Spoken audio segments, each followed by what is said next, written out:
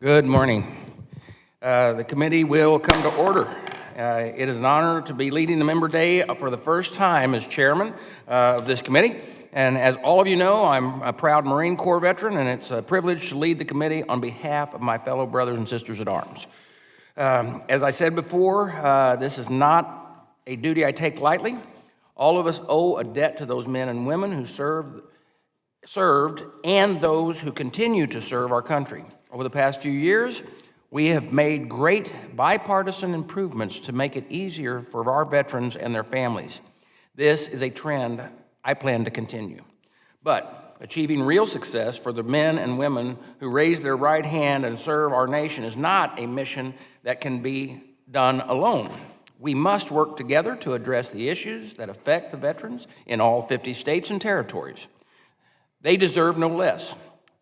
Members' Day gives us the opportunity to hear from members that represent those veterans, whether on our committee or not, about the issues affecting them and their districts.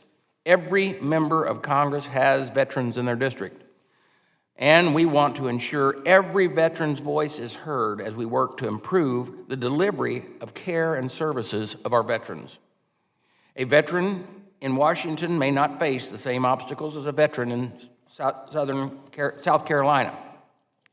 That's why I'm excited to see so many of our colleagues on both sides of the aisle participating in today's hearing. Your advocacy on behalf of our veterans and their families and survivors is vitally important.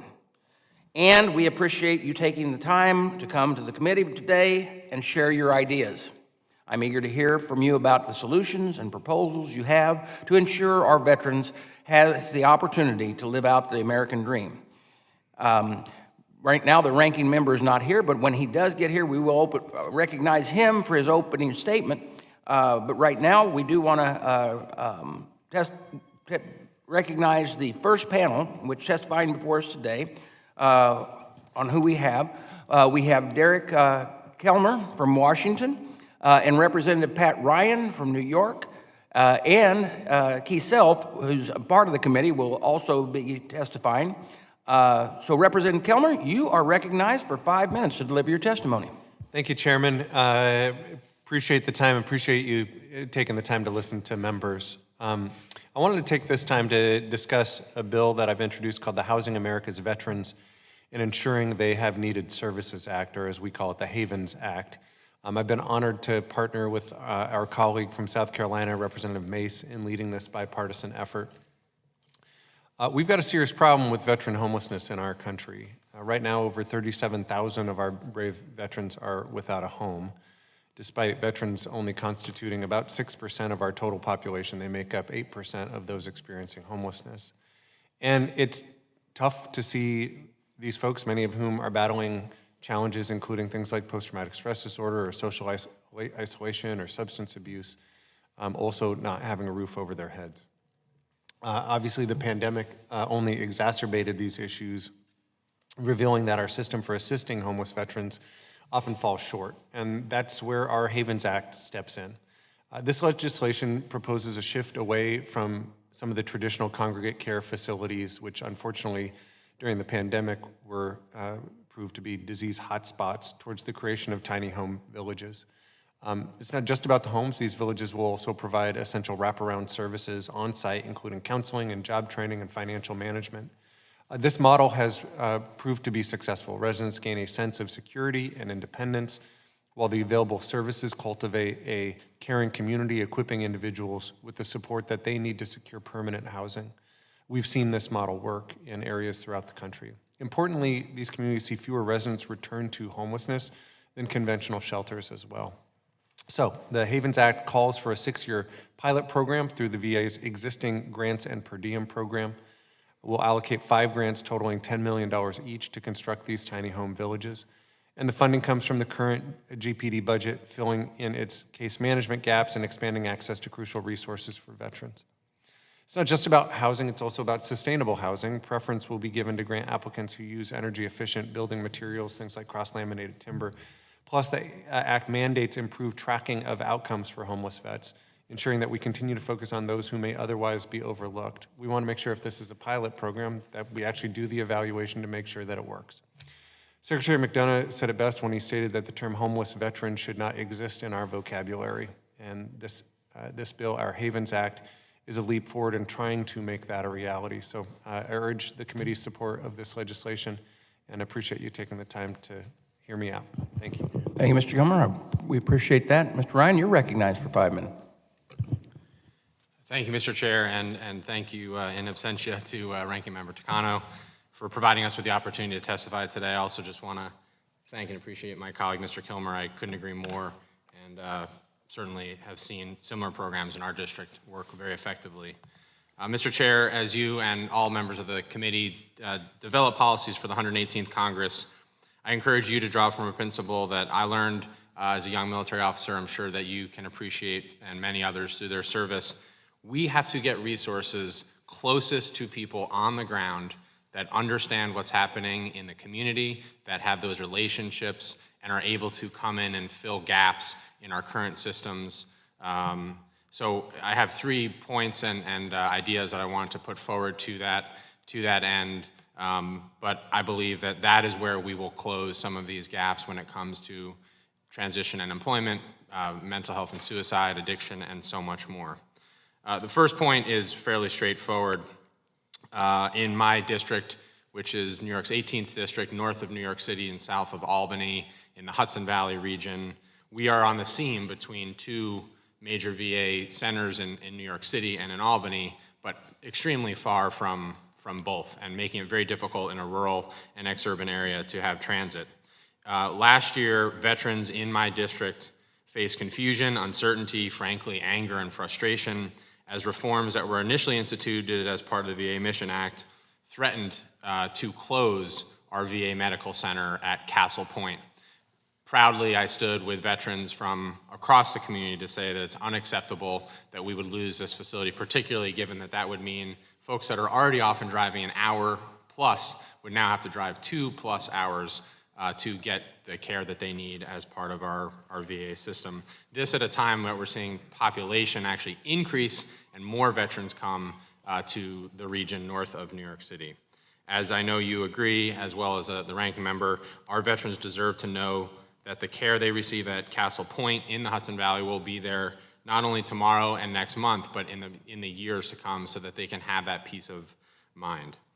Second point on getting resources closest to the ground and to those that can solve the problems. I want to draw your attention to a program that was actually started in New York State government by one of our former colleagues, Lee Zeldin. When he was a state senator, he started something called the Private First Class Joseph P. Dwyer Veteran Peer-to-Peer Support Program. It started as a local initiative in New York, in Long Island in 2012. Over the last decade plus, it has grown and thrived. When I was a county executive in my home county of Ulster County, I fought to bring this program and expand it to my region, and successfully secured state funds to do so.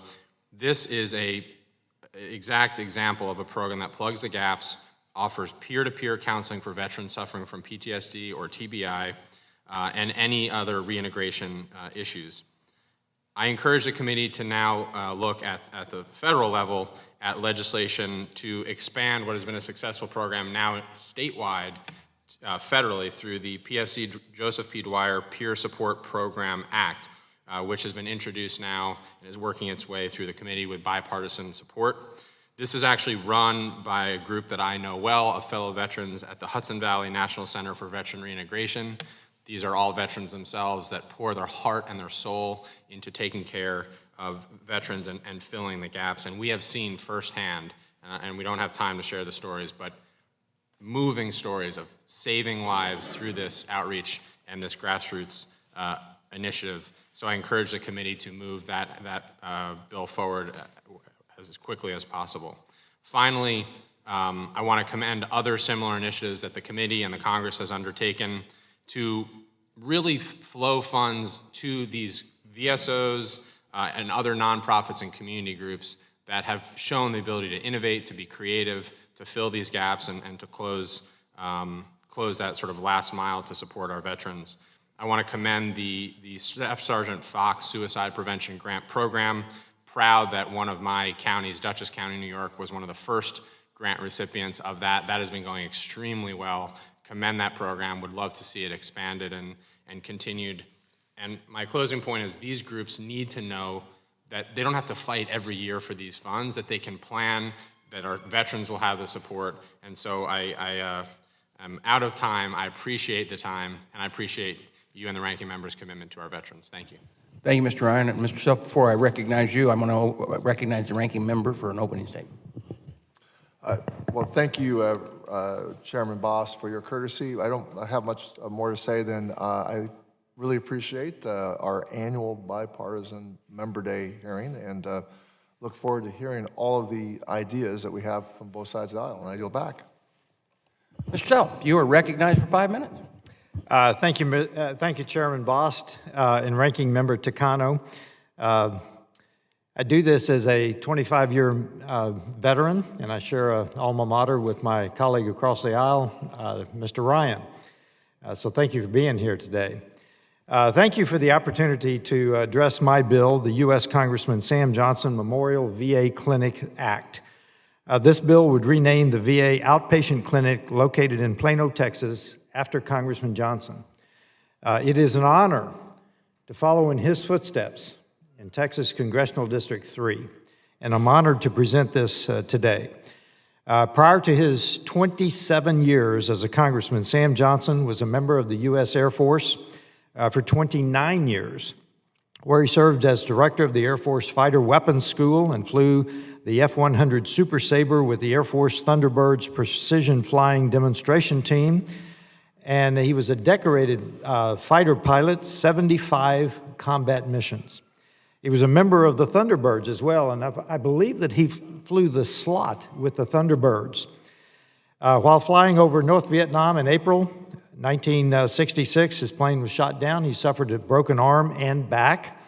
He was held as a prisoner of war for nearly 7 years, including a stint at the Hualoa prison known as the Hanoi Hilton. He was part of 11 U.S. prisoners known as the Alcatraz 11, a group of prisoners separated from other captives for their resistance to their captors. He left the service with 2 Silver Stars, 3 Legions of Merit, the Distinguished Flying Cross, the Bronze Star Medal, and 2 Purple Hearts.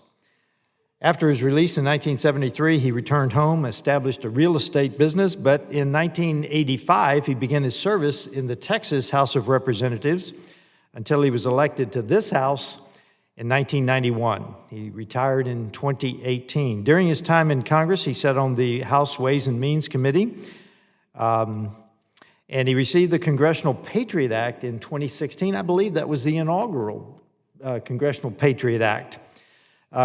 Currently, this bill to rename the VA outpatient clinic in Plano, Texas, has the support of 30 members of the Texas House delegation, both Senators Cornyn and Cruz, and 3 of the largest VSOs in the Lone Star State. Renaming the Plano VA clinic after Congressman Sam Johnson is a fitting and deserved recognition for such an exemplary veteran, public service, and bona fide American hero. Thank you for consideration of this important bill, and I yield back the remainder of my time. And thank you. And I haven't commented on anybody's bill, but I'm good to hear. But if you didn't serve with Sam Johnson, you missed a golden opportunity to find one of the greatest heroes that this nation has ever known. And he was very humble, and he always had a smile on his face. And but thank you for that, and thank you, this panel. We thank you for being here. It's a day that's kind of hectic, and we have several of our other panels that are coming along, but we're going to wait on them, and we will recess waiting on the next panel.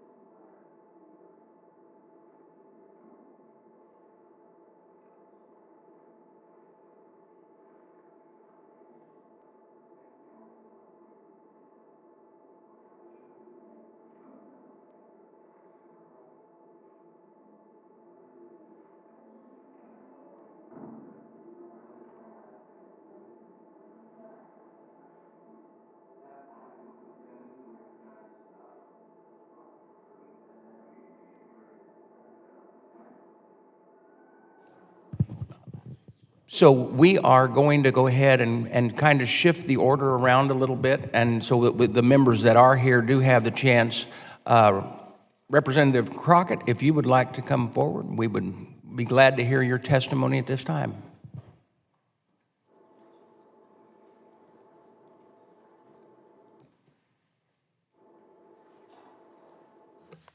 Thank you so much, Mr. Chairman. I really do appreciate the opportunity to sit here before you today.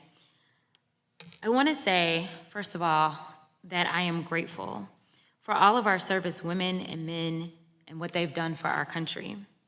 When these individuals complete their service, there are certain things that they should not have to worry about, two of which are critical when transitioning back to society: healthcare and housing. I know Veterans Affairs works hard to provide our service women and men the help they deserve. As the representative for Texas' 30th Congressional District, I represent the Dallas VA Medical Center, an institution that not only treats Dallas veterans, but veterans across the state of Texas and veterans living in surrounding states. I've had the privilege to visit the Dallas VA Center, and I know that the care it provides is second to none. I'm extremely proud of the work that they do to help our veterans. As we all know too well, veterans come back with scars of war. Some of these scars, of course, are invisible, but they demand the same level of medical attention that any physical injury would require. Unfortunately, about a quarter of our veteran population today resides in rural areas. In addition to the inconvenience of driving longer distances to access medical care compared to the rest of their veteran counterparts, rural facilities treating veterans may not have the complete set of resources or care that other more urban settings may provide. That is particularly true when it comes to mental health services. While the VA has provided telehealth services for veterans prior to the pandemic, it appears that the availability of mental health resources via telehealth vary by location and provider. Given that veterans are almost twice as likely to die by suicide than non-veterans, we must make sure that they have access to this particular service. This is especially important for our homeless veterans, who are at an even higher risk. Despite difficulties in accurately accounting for how many persons live without permanent shelter, we are fortunate enough to have a rough underestimate thanks to thousands of volunteers who go out on a single night every other year to perform a point-in-time count. According to the 2022 point-in-time count, over 33,000 veterans are homeless in this country. Most homeless populations do not have reliable access to internet. Even if they did have the technology like a smartphone to access the internet, they also don't have reliable electricity to charge it or adequate means to protect it from weather conditions like rain or snow. This means they can't access telehealth services that they really need. These are men and women who put their lives on the line to protect the American way of life, to protect our freedoms. I say men and women, but let's be honest, these are kids. Fresh out of high school, these kids sign up to serve their country, and all too many bear the high price. I personally believe that all people ought to have a right to permanent shelter.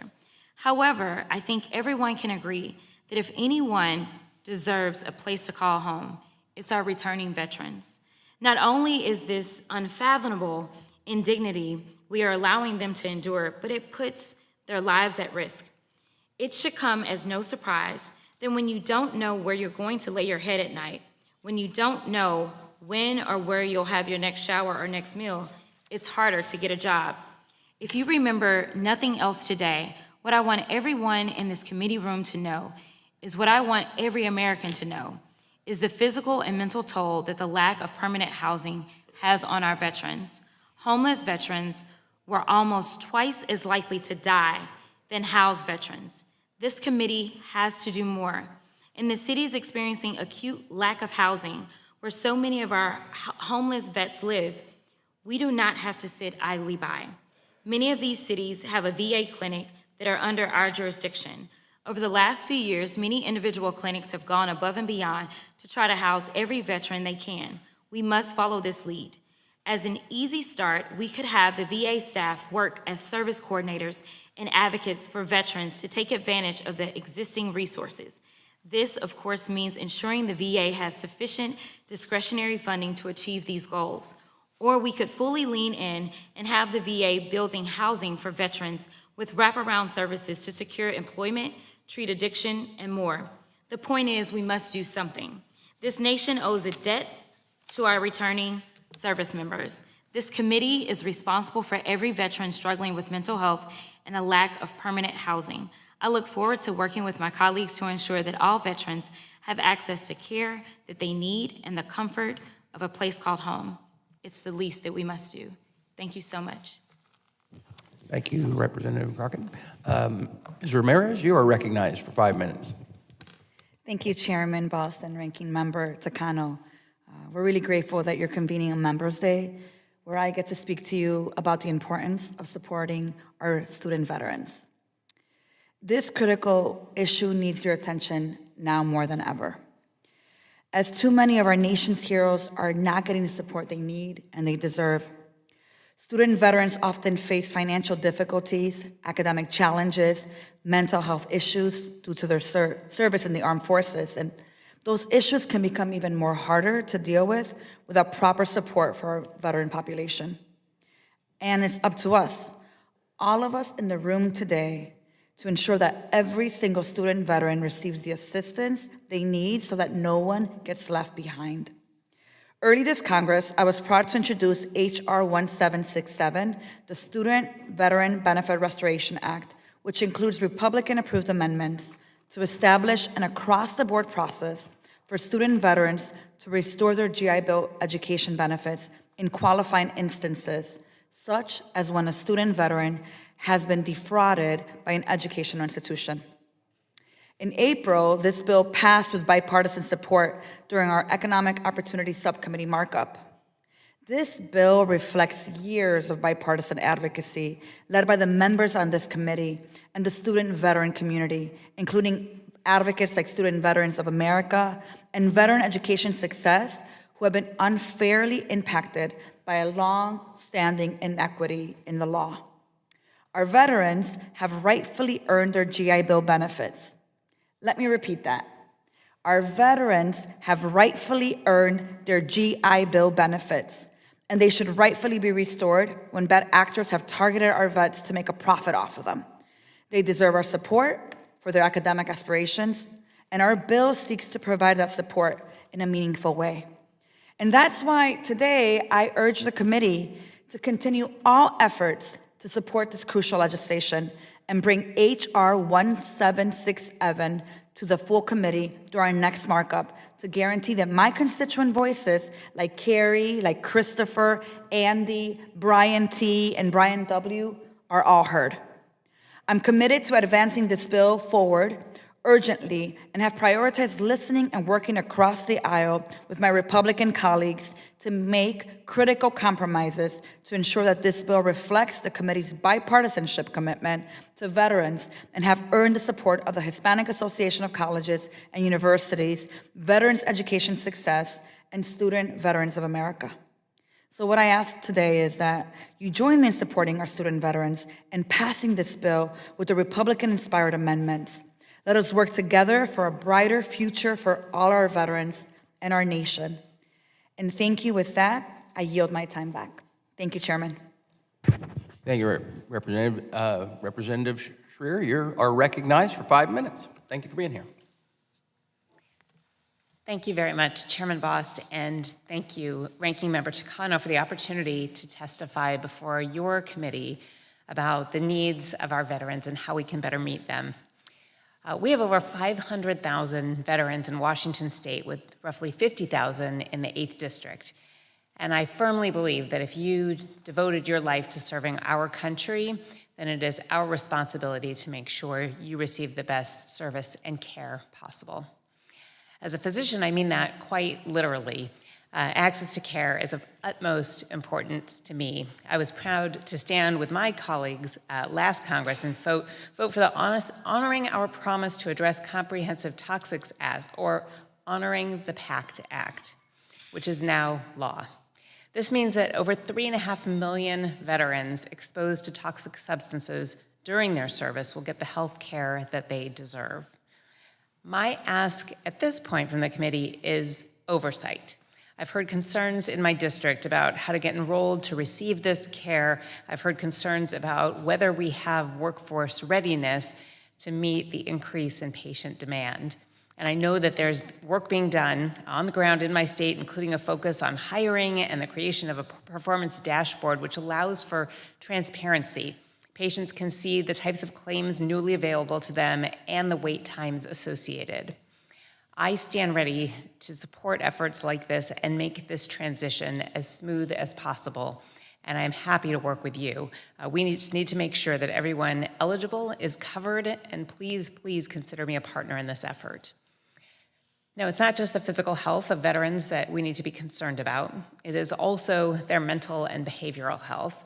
I've long advocated for increased screenings for veterans as they move through the Transition Assistance Program, or TAP, to look for signs of social isolation, which is a predictor of mental health issues and the potential to end up unhoused. And I want to tell you that I share the concern that my colleague Jasmine Crockett just spoke so beautifully about. I've recently learned that the addition of a spouse at TAP sessions can improve adherence and health outcomes and successes. And I hear from the district often the need for mental and behavioral health support. So whether it's building up our workforce, easing access, or moving care upstream, again, I stand ready to work with you to deliver for our veterans. Another issue that I have come to this committee about several times is about the electronic health record modernization program. The Cerner Go Live started out at Mann Grandstaff VA Medical Center in Spokane, Washington in 2020. I will note that as a physician, I use Cerner in my own capabilities. Now, a satellite of Mann Grandstaff is at the Community-Based Outpatient Clinic, or CBOC, in Wenatchee, Washington, in my district. The CBOC was included as part of this rollout, and it was a disaster. The attempted upgrade of the electronic health record at the VA has gone poorly, and that's understated. A pilot of Cerner, used successfully in the military and in my office, in hospitals and clinics across the country, failed in its rollout at the VA. Orders went unseen, appointments weren't scheduled, the computer system was crashing many times a day, and doctors and nurses were having to devote their time to tech support and navigating the health record instead of serving our veterans. I was very glad to join the chairman and ranking member on their bipartisan proposal, the RESET Act, to include a number of changes to improve issues with patient safety, staff dissatisfaction, and overall management failure since creation in 2018. And I was glad to see the VA itself pause the go live to work out the issues that I've noted here. This rollout has endangered our veterans, and I just want to make sure that any future go lives anywhere in the country center around lessons learned, including provider training, better tracking of patient outcomes, and making sure that it works well, because our veterans deserve the best. Finally, I just want to uplift the Vietnam-era Veterans Pinning Ceremony. This has been one of the great honors of my time in Congress. We started during the pandemic doing these thanking and welcoming home ceremonies at doorsteps, and I've continued that tradition. It is so special to meet the veterans, to hear their stories, to thank them for their efforts, and to meet their families. So I just want to tell you and commend you on this program. So thank you again, Chairman Bost and Ranking Member Takano, for considering the needs of Washington's 8th District as you continue your work this Congress, and I stand ready to work with you. Yield back. Thank you, and thank you for being here. And just so you know, in our committee, I think, well, definitely in my home, if children around my grandchildren around my home say the word Cerner, I cringe. It's like a cuss word. So we're going to stand in recess while waiting on other members. Thanks.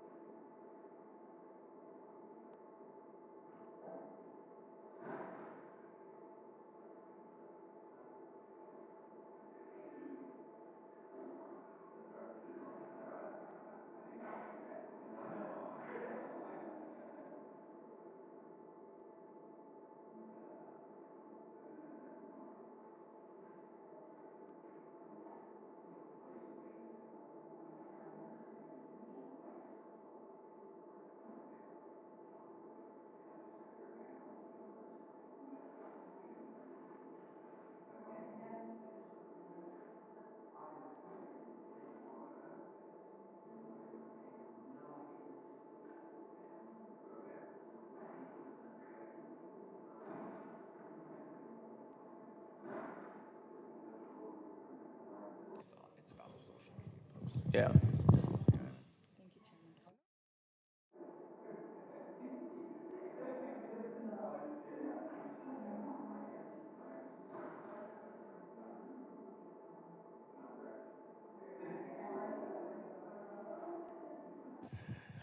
Come out of recess, and I would like to recognize my good friend and colleague, Lou Carrera, who I've traveled the world with, and Representative, you're recognized for 5 minutes.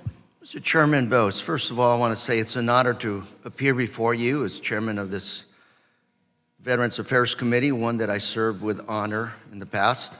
Thank you for your good work. I'm not going to take a lot of your time, sir. I just wanted to talk a little bit about some good common sense measures that I've worked on. First one, probably for 15 years.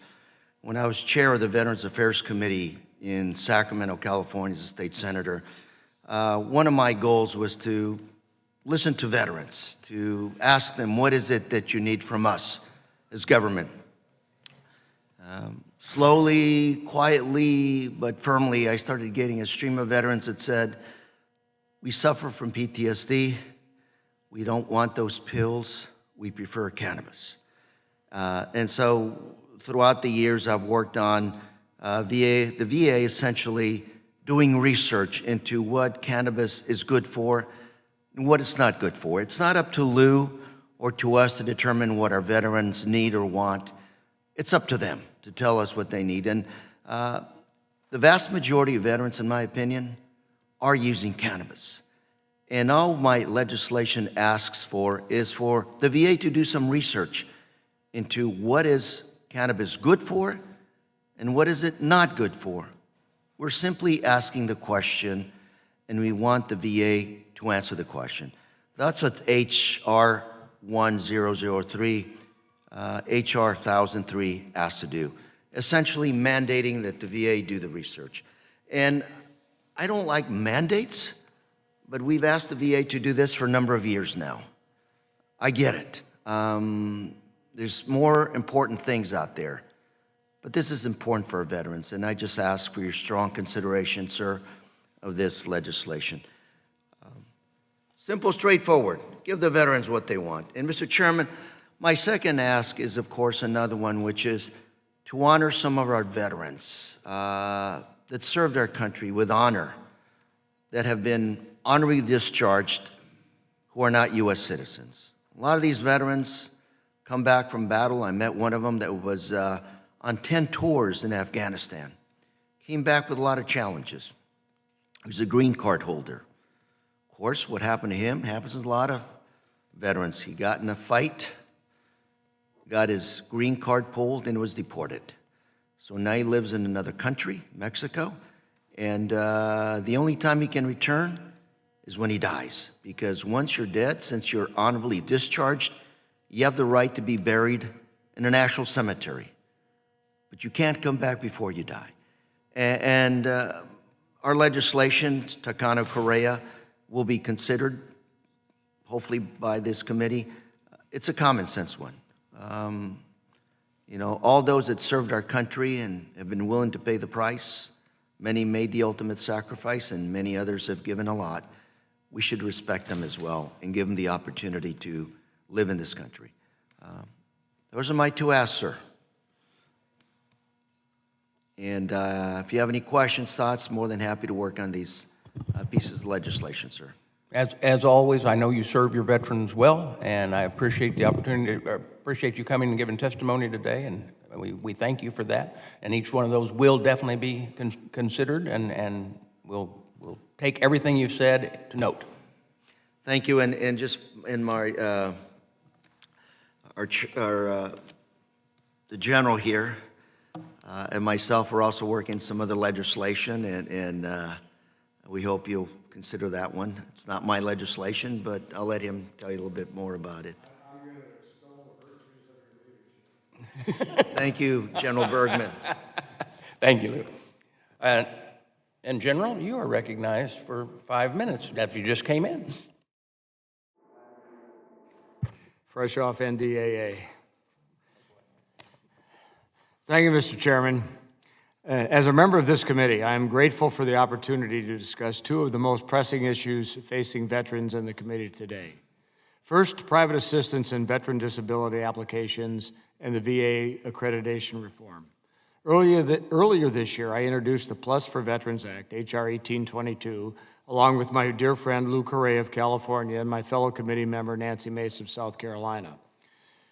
This bipartisan bill will re-implement penalties for unaccredited agents, modernize the VA accreditation system, and protect the right for veterans to seek help from the private market when filing for their disability benefits.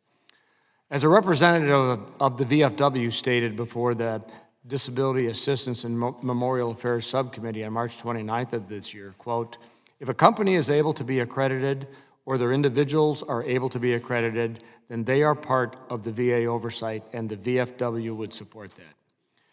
The PLUS Act seeks to accomplish just this, incorporating businesses into VA accreditation so that veterans can be protected and bad actors can be punished. I'm encouraged to hear of the ongoing negotiation among members of the Senate VA committee to build off the PLUS Act and draft their own version. I've received constructive input from veterans, businesses, stakeholders, and certain VSOs that are looking to create the best solution possible for those who served and not just engaged in political grandstanding. However, several points of possible disagreement remain that I feel compelled to speak on. First, any imposed fee caps that an accredited agent may charge must be set at a level designed to protect veterans from abuse, but not at a level that effectively sets the price for the entire market. Veterans should be allowed to choose whatever option they decide that is in their best interest, filing on their own, going through a VSO, or through a private business. Draconian fee caps will only limit the number of choices available to them. Secondly, any solution we consider must avoid creating barriers to entry for companies wishing to assist veterans, both those currently operating in the space as well as any new businesses that may come along with innovative ideas to improve outcomes for our veterans. This is especially relevant when discussing the effective date of legislation and how long it takes VA to approve new accreditation applications. Congress must make sure the VA does its job for veterans and those who want to assist them by improving the accreditation application process and establishing a system for provisional accreditation. Finally, I am concerned of the level of hostility the VA has shown towards private businesses, many of them veteran-owned. These businesses have a long history of successful outcomes and grateful veterans that have chosen to seek their services. My office has recently been made aware of veterans who have been harassed and questioned by federal agents simply for choosing to receive assistance from a private business. While we must identify and punish those entities who try to take advantage of veterans, we cannot tolerate persecution of businesses that are doing the right things for our veterans. Any accreditation reform bill must include measures that would stop a potentially hostile and weaponized VA from going around congressional intent to limit veteran choice and access to private assistance. I look forward to continuing our work in committee to advance effective accreditation reform that protects our veterans and their rights. The second issue is access to psychedelic-assisted therapies.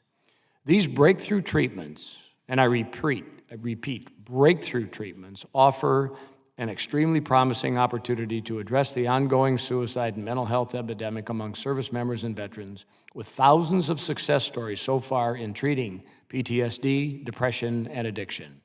Last year, I co-founded the Psychedelics Assisted Therapies Caucus, or PATH, caucus with my friend Congressman Lou Correa, with the goal of improving understanding and knowledge of these therapies among members of Congress and their staffs.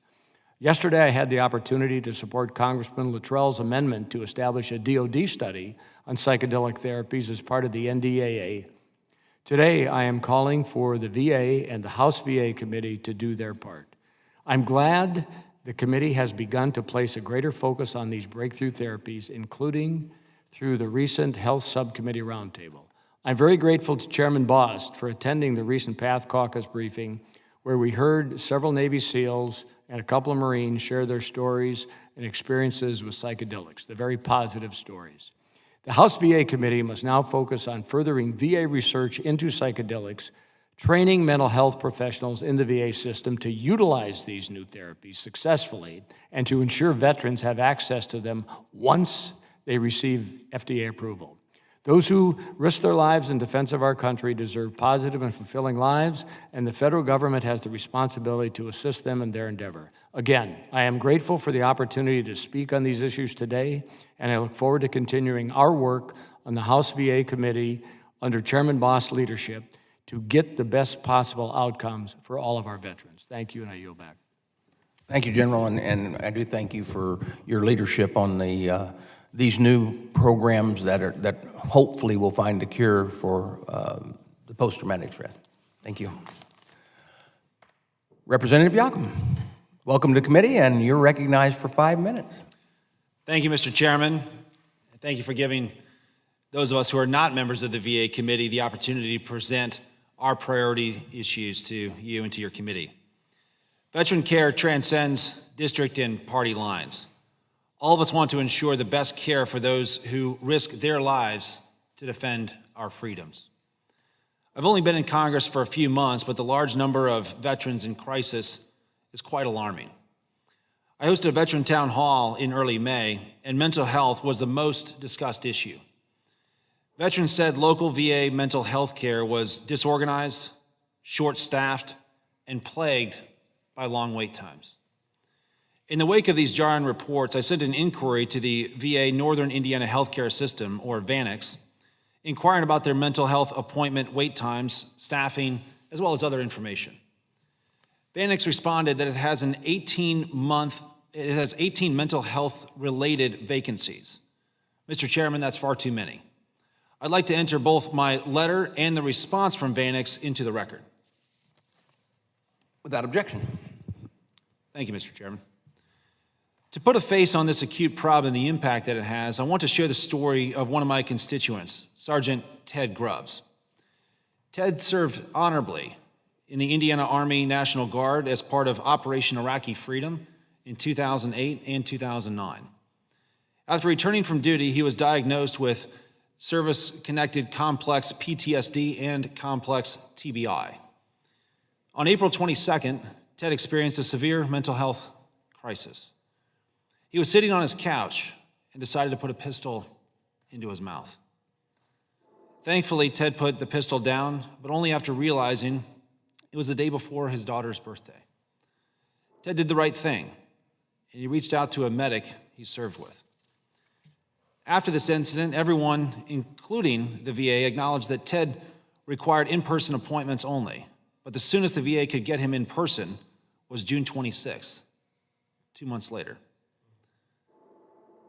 That might as well be forever for a veteran in crisis. Today is June 22nd, so Ted would not have even had his in-person VA appointment as of this date. Fortunately, Ted found more immediate in-person help with an outside specialist. But now, Ted's fighting with the VA because they won't reimburse him since they offered telehealth appointments. Ted feels that the VA failed him, and I can't blame him. I hope that the committee can drill down into this to understand where these shortfalls exist and why. All of Ted's children have served in the armed forces with honor. Ted and his family represent the best of America, and we owe it to him and to his children to fix the VA mental health care system. Thank you for the opportunity to testify, Mr. Chairman, and I yield back. Thank you, Mr. Yakum. And also, we hear these stories, and that's why we're here and why we're trying to correct those problems. We want to welcome Representative Spanberg, and thank you for being here before the committee today, and you're recognized for 5 minutes.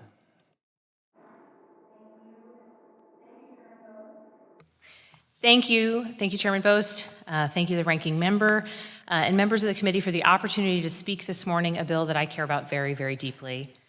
In 2019, a 39-year-old veteran, Air Force firefighter, contacted my office about having been denied the VA benefits he had earned.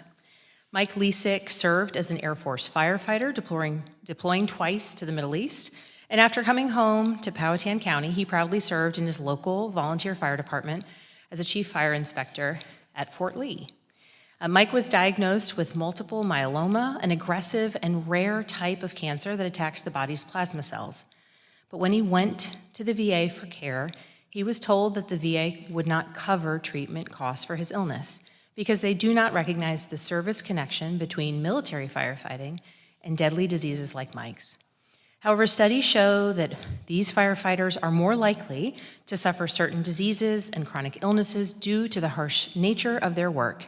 During fire suppression activities, firefighters inhale carcinogenic toxins. Their turnout gear and firefighting foam also contains high levels of PFAS, which have been linked to various types of cancers. And in fact, Congress recognized these potential harms when we passed the fiscal year 2020 NDAA, which required the Department of Defense to phase out firefighting foam that contains PFAS. Due to these factors, firefighters experience higher rates of cancer than the general U.S. population. And in fact, a 2018 study from the American Association for Cancer Research found that exposed firefighters had roughly twice the risk of developing multiple myeloma precursor diseases as the general population. We know that Mike's service to our country, his devotion to our nation's strength and security, led to his multiple myeloma, and that's what makes the VA denial of his benefits all the more shameful. In March 2021, Mike passed away at 41 years old, leaving behind his wife, Tiffany, and his 3 bright, beautiful daughters. Today, I'll be reintroducing the Michael Lesick Military Firefighters Protection Act for the 3rd time, alongside my colleague, Don Bacon, himself a former U.S. Air Force chief. Our bill would finally recognize the connection between the occupational hazards military firefighters face and these deadly diseases. Last year, Democrats and Republicans voted to pass, and the president signed into law, the Honoring Our PAC Act, which extended health care to 3.5 million veterans. We also passed the Federal Firefighters Fairness Act, which created the presumption that federal firefighters who become disabled by certain cancers contracted the illness on the job. These reforms were the right thing to do, and they were long overdue. And so we need to harness this momentum and ensure that our military firefighters and their family have the same coverage and same presumption. And so today I urge my colleagues and the committee to do the right thing by bringing forward the Michael Lesick Military Firefighters Protection Act. Thank you, Mr. Chairman, and I yield back. Thank you, Congresswoman. I thank you for, as a chairman of the committee, for you giving this testimony, and as a veteran, and as a firefighter, by the way. So, thank you for being here. Thank you, Mr. Chairman.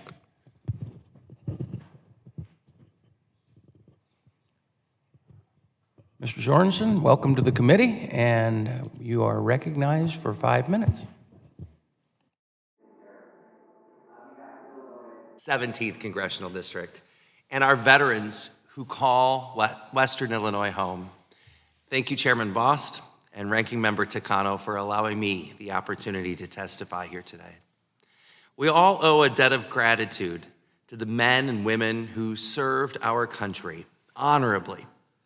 And that means making sure our veterans have access to health care, employment, and housing when they return home. Today, I would especially like to call attention to the importance of ensuring the homes of veterans with disabilities are safe, accessible, and comfortable. I recently introduced a bill with Ranking Member Takano, H.R. 4047, the Autonomy for All Disabled Veterans Act.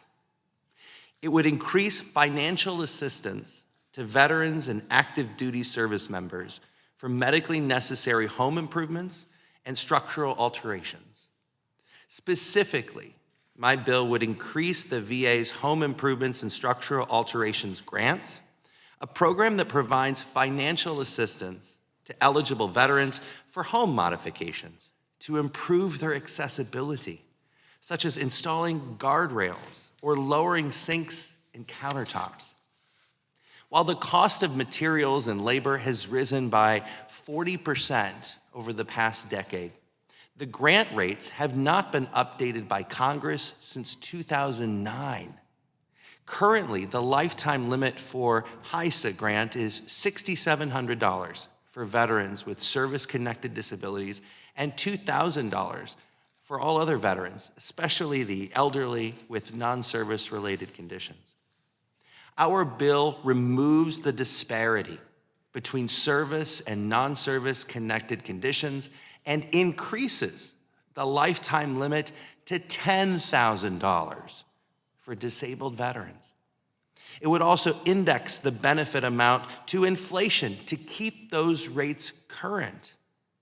These changes will help ensure that HISA grants more closely match current needs and that we're doing our part to provide veterans with the best quality of life when they return home from service. I look forward to working with this committee and our VSO partners to move this bill forward on behalf of veterans, not only in my district, our state, but our great country. Thank you for your time and attention today. Thank you, Mr. Sorensen, for your testimony today. Appreciate that. We will be in recess while waiting on a few other members to show up, and thank you all.